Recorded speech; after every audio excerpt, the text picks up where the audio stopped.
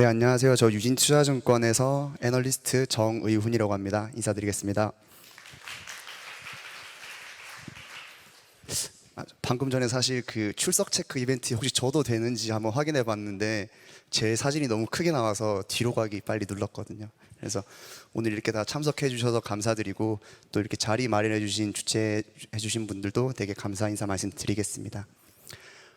오늘 제가 주제가 우주산업인데 사람들이 많이 이제 생소해 하시고 잘 모르시는 산업이다 보니까 거리감이 되게 많이 느껴지세요. 근데 최근에는 아무래도 누리호 2차 발사 성공으로 좀 언론에서도 많이 조명이 됐었고 이제 투자자분들도 관심을 많이 가져주셨는데 제가 실제로 2차 발사 당일날 라디오도 출연하고 인터뷰도 많이 하면서 굉장히 많이 받은 질문이 뭐냐면 관련주가 뭐예요? 이 질문이었어요. 근데 제가 그걸 보면서 되게 안타까워했던 게 사실 뭐 예를 들면 반도체라든지 전기차라든지 이런 유명한 산업에서는 관련주를 잘 안 묻잖아요. 반도체 관련주가 뭐가 있느냐? 너무 다들 잘 아시니까. 뭐 전기차 관련주가 뭐가 있느냐? 너무 다들 잘 아셔서 그런 걸 잘 질문 안 주시는데 우주산업만큼은 종목을 먼저 질문을 주세요. 그래서 뭐가 관련주고 그런 것도 지시는데 아무래도 제가 그런 질문을 받을 때마다 좀 안타까운 건 아직 산업이라고 성장할 만큼, 그러니까 시장에서 산업으로 인정을 받고 있지는 않구나. 아직까지는 테마로서 투자자분들이 많이 바라보는 성격이 강하구나라는 생각이 되게 많이 들었습니다. 그럼에도 불구하고 제가 이 자료를 준비한 이유는 향후에 산업으로 갈 가능성이 굉장히 높기 때문입니다. 그래서 저는 여러분들께 말씀드리고 싶은 부분은 2차 발사 관련주들 여기 언론만 검색해 보셔도 쉽게 찾아보실 수 있거든요. 그런데 여기서 중요한 건 뭐냐면 결국 누리호는 발사가 됐어요. 그러니까 관련해서 사업비들은 이미 다 회사들한테 포켓으로 들어갔거든요. 근데 3차 발사 누리호 미사일도 심지어 일부는 만들어져 있습니다. 그래서 제가 확인해 보니까 이미 다 수익으로 반영이 됐다고 하더라고요. 그러니까 여러분들은 저는 개인적으로 투자자분들한테 말씀드리고 싶은 것은 언제 사야 돼요? 라기 하기보다는 언제 사야 될지는 모르겠지만 지금 알고 있어야 된다는 거예요. 제가 재밌는 예시를 가지고 온 게 테슬라거든요. 제가 여기 지금 이게 테슬라 시총이랑 도요타 시총을 제가 가지고 온 건데 제가 2020년대 중반에 지금이야 테슬라가 굉장히 시가총액이 높은 기업인데 2020년대 중반에 제가 국내 모 완성차 업체 관계자분과 이렇게 얘기할 자리가 있었어요. 뭐 국내에는 완성차 업체가 몇 개 안 되니까 아마 생각하시는 그 기업일 거예요. 그래서 얘기하고 있는데 그 당시에는 테슬라가 지금과 같은 주가 수준이 아니라 매출액도 엄청 적었고 도요타에 비해서 도요타는 시가총액 1위 기업이거든요. 전 세계적으로. 매출액도 적고 이익도 적고 PER은 200배를 넘어가는 기업인데 그 담당자께서 말씀해 주신 게 아니 테슬라 이거 주가 말도 안 되는 거 아니냐. 이거 지금 이거 우리 회사 입장에서는 이해가 안 간다. 제대로 자동차도 못 만드는 회사인데 제가 여기서 느낀 건 뭐냐면 테슬라가 비싸다 안 비싸다를 말씀을 드리고 싶은 게 아니라 제가 그때 당시에 느낀 거는 완성차 업체 관계자도 전기차 시장에 대한 이해도가 적었구나 라는 걸 느꼈어요. 그러니까 결국에는 산업이 흥망성쇠가 있을 텐데 어떤 산업이 지금 떠오르는가를 보지 마시고 산업에 대한 지식을 공부해 놓고 있으시면 그 산업이 성장할 때쯤에 미리 알 수가 있다는 거예요. 이미 테슬라가 이 정도로 오르고 나서 공부를 하면 저는 늦다라고 보고 있습니다. 그러니까 기본적인 이 산업의 흐름 정도는 플로우는 이해를 하실 수 있는 수준이 되어야 예를 들면 누리호가 2차 발사 됐을 때 그때 관련주를 찾는 게 아니라 이거는 이런 뉴스지. 근데 재료 소진으로 인해서 주가가 좀 빠질 수도 있어 라고 판단을 할 수도 있고 어떤 뉴스에 대해서 뭐 예를 들면 국내에서 뉴스가 안 나오지만 해외 뉴스에서 이런 뉴스를 접했을 때 이거는 이런 부분에 좀 영향을 미칠 텐데 이렇게 되지 않을까 라는 부분이 제가 드리고 싶은 말씀이거든요. 그래서 우주산업이 제가 오늘 결국 드리고 싶은 핵심적인 말씀은 왜 산업으로서의 성장 가능성이 있는지를 말씀을 드리고 싶고요. 그리고 두 번째는 그러면 내가 우주산업에 대해서 잘 모르는데 베이직한 정보들을 오늘 여러분들께 말씀을 드리고 싶습니다. 최소한으로 내가 알아야 되는 거. 그러니까 전기차 시장에서 뭐 알려면 뭐 배터리라든지 이런 부분을 알아야 되듯이 그런 최소한의 부분들을 좀 말씀을 드리고 싶습니다. 그리고 오늘 시간이 그렇게 많지가 않기 때문에 제가 핵심적인 요소를 좀 말씀을 드릴 거고요. 우주산업 꿈에서 돈으로라고 했는데 과거에는 되게 국가 간의 어떤 이념 전쟁으로서 뭐 냉전 시대라든지 이런 게 강했어요. 그런데 이제는 돈을 많이 보고 떠나기 시작을 합니다. 그래서 뭐 우주여행, 자원탐사, 인공위성 이렇게 다양한 분야에서 돈을 보고 떠나는데 실제로 이게 돈이 되냐라는 질문을 되게 많이 주세요. 근데 그 질문에서 우주산업의 성장이 시작이 되는데 돈이 안 됩니다. 근데 돈이 왜 안 되느냐?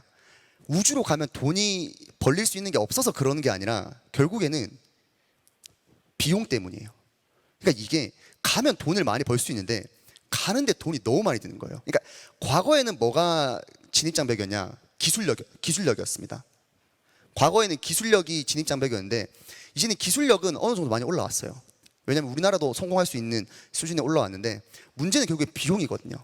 그러니까 우주로 가는데 비용이 워낙 높다 보니까 이런 문제가 발생하는데 이게 어느 정도냐면 요게 보시면 실제로 스페이스X 일론 머스크가 요즘 욕 많이 먹고 있죠. 일론 머스크가 쏘는 스페이스X의 펠컨 9이라는 로켓이에요. 이 로켓이 뭐냐면 비유로 좀 말씀을 드리면 자동차라고 생각하시면 돼요. 그러니까 우주로 가는 자동차예요. 그러니까 우주로 가려면 이 로켓이라는 자동차가 필요해요. 그러면 이 로켓에서 이 머리 부분 있잖아요. 이 머리 부분 한 부피의 10% 정도 차지하는 로켓의 10% 정도 차지하는 게 페이로드라고 해서 그 페이로드에 사람이 타거나 아니면 인공위성이 타고 올라가는 거예요. 근데 문제는 뭐냐면 나머지 90% 부분, 실제로 우주로 올라가는 이 10% 말고 나머지 90% 부분은 로켓이 우주로 가고 나서 실제로 떨어뜨리고 나서 그냥 버려졌었어요.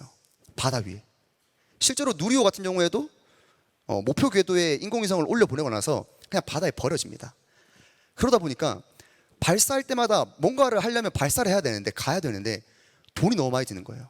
그러니까 예를 들면 서울에서 부산까지, 제가 울산에서 고향이 울산인데 울산까지 가는데 비행기 값이 한 5만 원에서 10만 원 정도 듭니다. 이게 좀 날마다 다른데 근데 만약에 비행기를 제가 탄 비행기가 한 번 쓰고 폐차한다면 항공산업이라는 게 과연 있었겠느냐는 거죠. 그러니까 우주산업도 비슷한 방향이에요. 지금 그 전까지는 다 벌어지다 보니까 아무리 돈 되는 게 우주에 있어도 갈 엄두를 못 냈던 거예요. 그런데 제가 패러다임의 전환이라고 적어놨는데 그 패러다임의 전환이 어떻게 일어나냐면 재사용 로켓이라고 이제 발명이 됐죠. 거기에 이제 중심적인 인물이 바로 스페이스X의 일론 머스크입니다. 그래서 일론 머스크 하면 사람들이 테슬라 CEO 아니야? 라고 늘 많이 생각하시는데 실제로 테슬라를 일론 머스크가 창업한 건 아니고 테슬라에 투자한 시점보다 더 먼저 지은 게 스페이스X라는 기업이었어요. 2002년도부터. 그러다 보니까 그때부터 준비를 해서 2016년에서 18년 정도에 이 재사용 로켓에 대해서 기술을 완료시켰거든요. 그럼 죄송합니다. 재사용 로켓이라는 게 뭐냐? 이름에서 아실 수 있겠지만 로켓을 발사를 해서 인공위성을 궤도에 올리고 그냥 버리는 게 아니라 다시 착륙을 시키는 거예요. 어떻게 착륙을 시키냐? 떨어지기 직전에 다시 점화를 해요. 그러니까 올라갈 때 점화를 하고 다 목표 궤도에 오르면 불을 끄고 떨어지잖아요. 그러니까 불을 끄고 떨어지다가 착륙 직전에 다시 불을 붙이는 거예요. 그러니까 엄청나게 고도의 기술인데 그걸 성공을 해내고 지금 그거를 그러면 착륙을 시킨 거를 어떻게 하냐? 다시 가지고 와서 다음 발사할 때 또 사용하는 거예요. 그래서 이게 지금 사진이 뭐냐면 착지 장면이에요.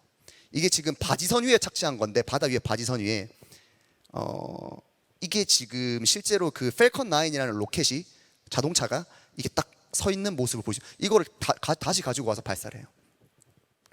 그럼 이게 경제력이 어느 정도냐, 경제성이 어느 정도냐 이런 말씀 드리면 또 약간 회의적이신 분들은 그거 그냥 뭐 사업성 없는 거 아니야? 뭐 이렇게 좀 말씀을 많이 하시는데 실제로 발사 횟수에 따른 손익 그래프를 제가 가지고 왔어요. 그러니까 한 번 발사하는데 비용과 한 번 발사할 때 수익. 왜냐면 스페이스X는 실제로 돈 받고 발사해 주거든요. 우리나라도 몇 번씩 계약을 했었어요. 그러니까 다음 달에 있는 그 다누리호도 스페이스X 펠컨 9 가지고 올라가거든요. 그러니까 다 재사용되는 애들이고 할 때마다 돈을 받고 보내주니까 당연히 수익이 있을 거고 한 번 발사할 때마다 비용이 있을 텐데 과거에는 재사용 안 될 때는 그냥 이 1번 발사가 그대로 그래프가 그대로 가요. 왜냐하면 어차피 발사해도 비용은 처음부터 다시 들어가고 마진율이 동일한 거죠.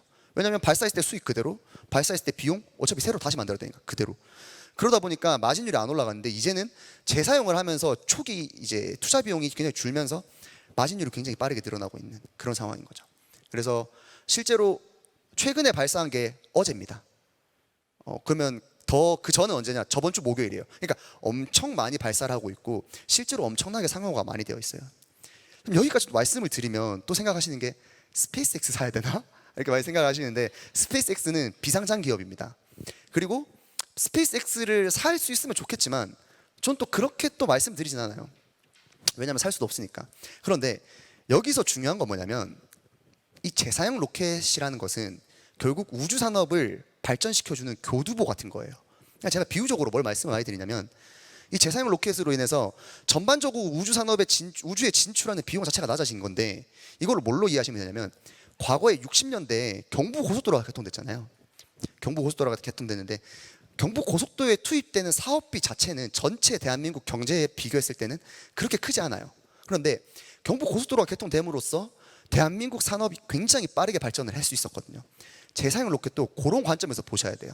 그래서 우주 산업이 발전 이제 산업으로 점점 성장성을 높일 것이다. 왜 그러냐라고 했을 때는 결국엔 로켓 산업의 발사 단가가 낮아지고 있는 거죠.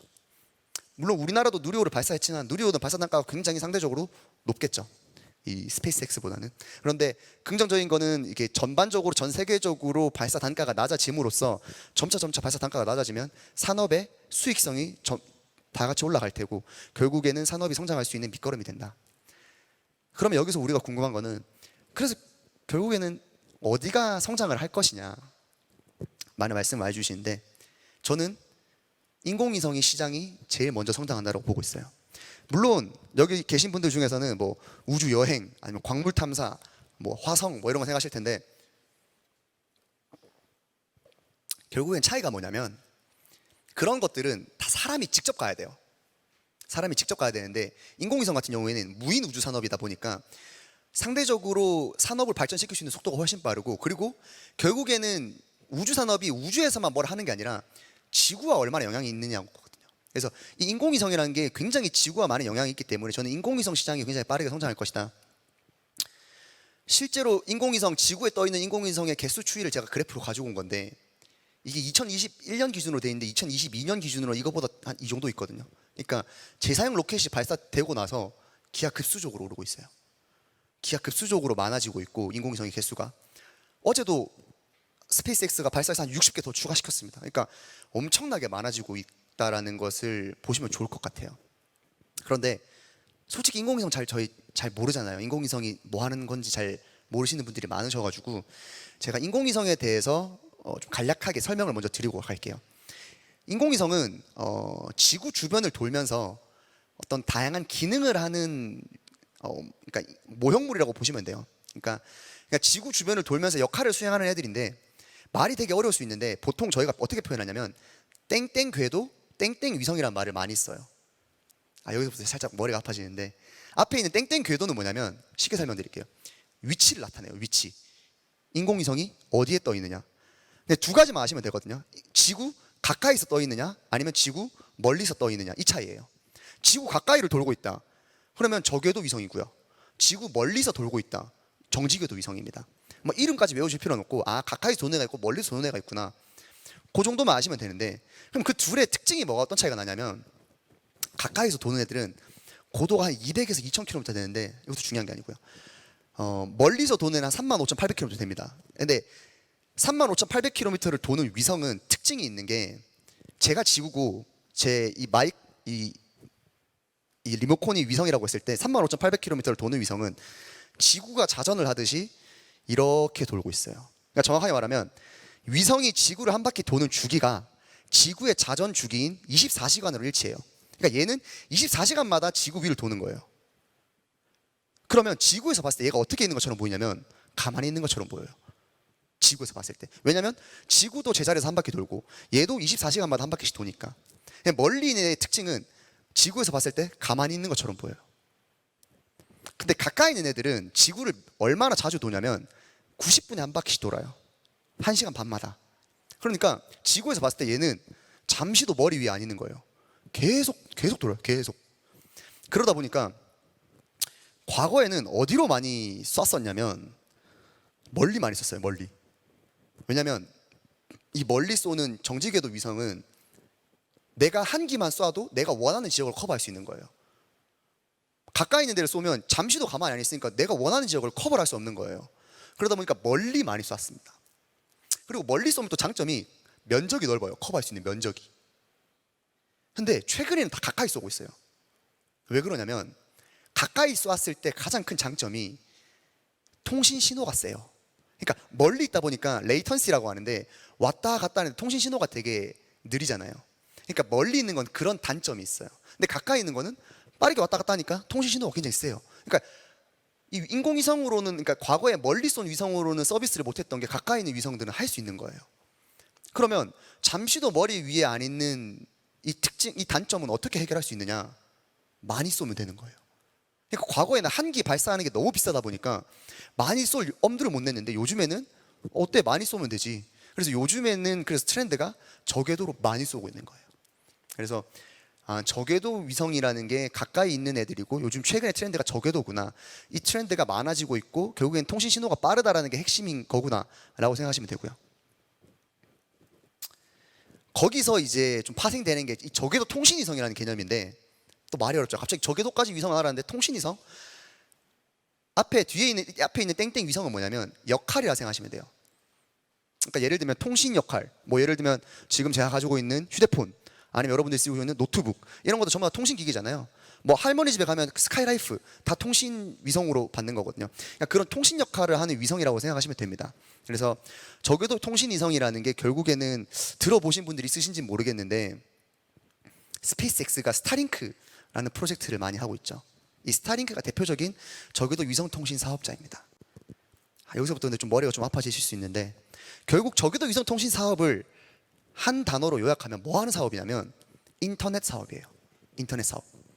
우리가 알고 있는 SKT, KT, LG 얘네가 인터넷 사업하고 있잖아요. 얘네라고 하면 안 되죠.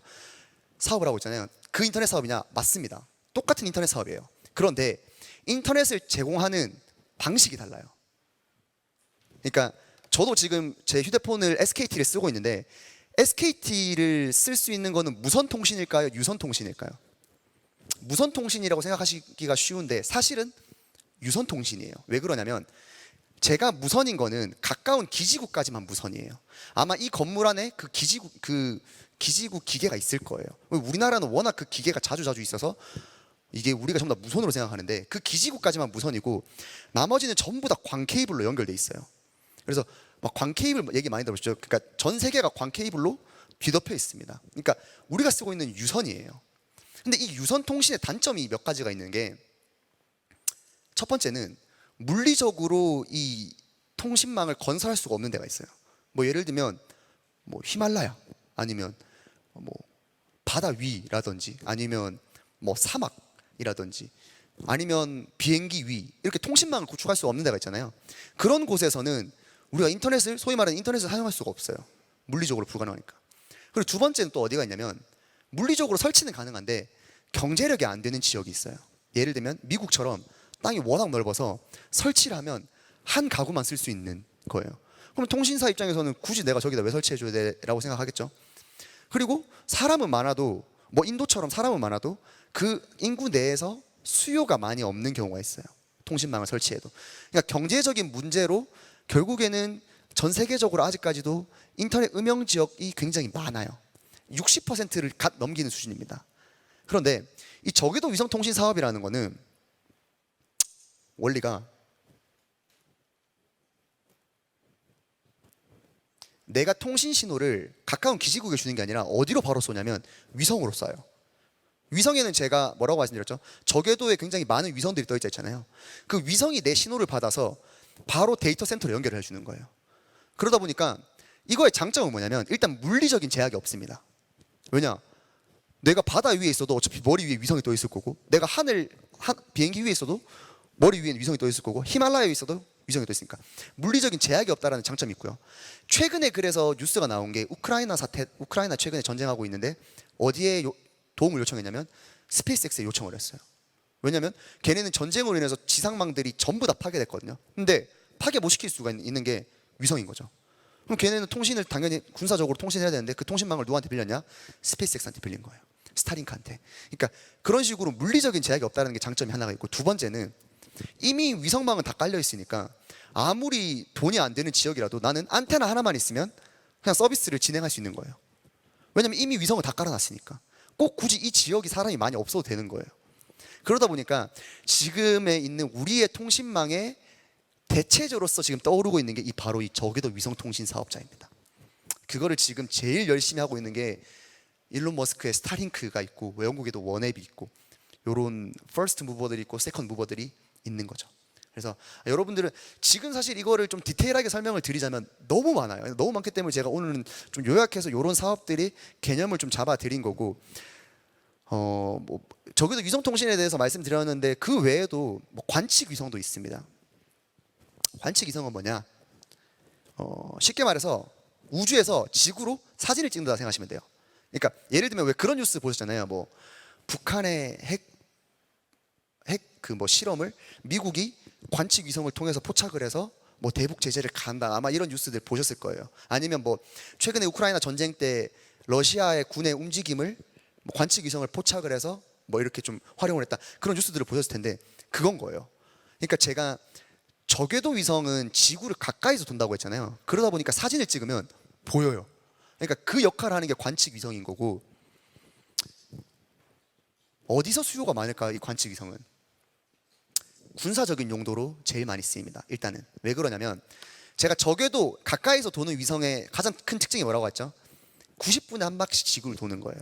그러면 우리나라가 관측 위성 한 대를 떠올려 놓으면 우리나라를 찍는 시간보다 다른 나라를 찍는 시간이 더 많아요. 그럼 다른 나라 입장에서 기분 나쁘잖아요. 그렇다고 해서 어떻게 할 수가 없어요. 이건 물리적으로 무조건 90분 한 바퀴 돌아야 되기 때문에. 그러다 보니까 뭐 물론 우리나라가 뭐 다른 나라를 찍어서 뭐 어떻게 한다라는 게 아니라 그냥 가지고만 있는 거야 라는 식인 거예요, 대부분이. 그래서 많은 나라들이 관측 위성을 가지고 싶어 합니다. 그런데 관측 위성도 비싸고 발사하는 비용도 비싸고 그러다 보니까 소위 말하는 선진국들만 이 관측 위성을 가질 수 있었던 거예요. 근데 만약에 발사 비용 단가가 낮아지고 관측 위성에 대한 비용이 낮아지면 당연히 여기에 대한 수요가 올라올 수 있겠죠. 군사적인 용도로. 그래서 이 관측 위성에 대해서도 좀 알고 지나가시면 좋을 것 같다. 그리고 제가 군사적인 부분만 말했는데 최근에는 아직까지 이거는 완전한 시장은 아니고 좀 떠오르고 있는 시장인데 뭐도 있냐면 AI 기술이랑 접목을 해서 위성 영상을 분석하는 것도 좀 오르고 있습니다. 그러니까 이게 뭐 하는 거냐면 사진을 찍는데 뭐 어떤 사진을 찍냐면 미국에 있는 월마트를 사진을 찍은 거예요. 이게 실제로 위성으로. 그리고 지금 AI가 지금 얘네가 뭐 하고 있냐면 주차된 차량 대수를 분석하고 있어요. 몇 대인지. 사람이 하나하나 세면 너무 오래 걸리잖아요. 왜냐면 미국 전역에 있는 월마트 사진을 찍는 거예요. AI가 주차 대수를 세알리는 거예요. 그리고 나서 월마트의 매출을 분석을 하는 거예요. 왜냐면 주차된 차량 대수가 지난 분기 대비 어떻게 됐는지. 아니면 공항에 있는 비행기 대수를 이렇게 찍습니다. 실제로 비행기를 인식을 해서. 그리고 뭐 이 항공업계가 어떻게 되고 있는지, 바다 위에 있는 뭐 배의 움직임을 찍어가지고 뭐 운송업이 어떻게 되고 있는지, 그런 부분에 대해서 AI 기술을 접목하고 있는 시장도 좀 떠오르고 있는데 아직까지는 그렇게 크게 지금 성장한 시장은 아니고 이런 시장도 있다라는 것을 아시면 좋을 것 같습니다. 그래서 이게 좀 핵심이 될 텐데, 이렇게 설명을 드리면 결국에는 또 여기서 또 생각 드시는 게 그래서 뭐 사야 되나요? 라고 여쭤보시잖아요. 항상 이렇더라고요. 제가 서두에 말씀드렸는데 맞아요. 제가 드리고 싶은 말씀은, 그래도 애널리스트니까 드리고 싶은 말씀은, 국내 우주 산업을 볼 때 순수하게 우주 산업만 하는 기업은 그렇게 많지가 않아요. 왜냐하면 제가 뭐라 말씀드렸냐면 아직까지는 돈이 풀리하게 되진 않아요. 그러니까 돈이 완전하게 되고 있지는 않기 때문에 관련 사업을 영위하고 있는 기업들은 보통 방산업종이랑 이렇게 다리를 걸치는 데들이 많습니다. 그러니까 순수하게 우주 산업만 지금 영위하고 있는 데는 뭐 예를 들면 스페이스X라든지 아까 말했던 블루 오리진 뭐 이런 일부 기업밖에 없거든요. 그러다 보니까 국내도 그렇고 기업들을 보실 때 방산업종이랑 연관된 부분들이 많을 겁니다. 그래서 방산업종이랑 결국에는 뗄래야 뗄 수 없는 부분이라는 걸 유념을 해두시고, 그리고 국내에서 관련 업종을 찾을 때 팁을 좀 드리자면 국내 우주 산업은 아직까지 약해요. 약하다는 게 무슨 말이냐면 아직까지도 정부 주도의 사업입니다. 그러니까 공급도 정부가 하고 만드는 것도 정부 주도로 하다 보니까 그 규모도 작을 뿐더러 정부 예산에 많은 영향을 받다 보니까 마진율도 그렇게 높지가 않습니다. 그래서 저는 뭐라 말씀드리냐면 국내 관련 기업들 중에 해외 매출 비중이 높은 기업들을 보시면 좋을 것 같다. 특히 민간 주도로 빠르게 성장하고 있는 미국, 유럽의 향 매출 비중이 높은 기업들을 보시면 단기의 그런 실적 부분에서도 좀 가시성이 뛰어나지 않을까라고 말씀을 드리고요. 그래서 결국에는 중요한 핵심이 이 뉴스페이스란 말씀을 좀 자주 들어보셨을 텐데, 뉴스페이스의 핵심은 기술력도 기술력이지만 가장 중요한 것은 민간 기업이 얼마나 드라이브를 걸고 있느냐. 지금 대표적인 경우가 미국이 될 수 있겠죠. 미국은 거의 나사가 주도한다라기보다는 민간 주도로 지금 사업이 굉장히 빠르게 성장을 하고 있거든요. 그래서 미국 기업이라든지 아니면 미국에 납품하는 국내 기업들을 보시면 더 좋지 않을까라고 생각을 하고 있습니다. 그래서 시간이 지금 지금 7분 정도 남았다라고 돼 있는데 추가적으로 말씀을 어떤 고체 연료, 액체 연료를 제가 가지고 오긴 했는데 이번에 누리호 하면서 제일 좀 어려운 부분이라고 하셔서 좀 가지고 왔는데, 이 부분은 그냥 이런 게 있구나라고 생각하시면 됩니다. 그러니까 고체 연료가 있고 액체 연료가 있습니다. 근데 연료의 형태가 고체냐 액체냐의 차이예요. 근데 고체 연료 같은 경우에는 장점이 구조가 되게 간단해요. 딱 봐도 다 간단하죠. 간단하고, 그리고 되게 제작 비용도 적습니다. 그리고 위험도도 적어요. 그러다 보니까 발사했을 때 실패 확률도 적고요. 그리고 얘는 언제든지 창고에 넣어놨다가 꺼내서 불만 붙이면 바로 올라가요. 액체 연료는 구조가 너무 복잡해요. 그러다 보니까 실패할 가능성도 높고요. 제작비도 엄청 비싸요. 그리고 얘네 액체 연료 같은 경우도 굉장히 조심스럽게 다뤄야 되기 때문에 준비하는 데도 시간이 굉장히 오래 걸리거든요. 그러면 당연히 누가 봐도 고체 연료를 하고 싶어 하잖아요.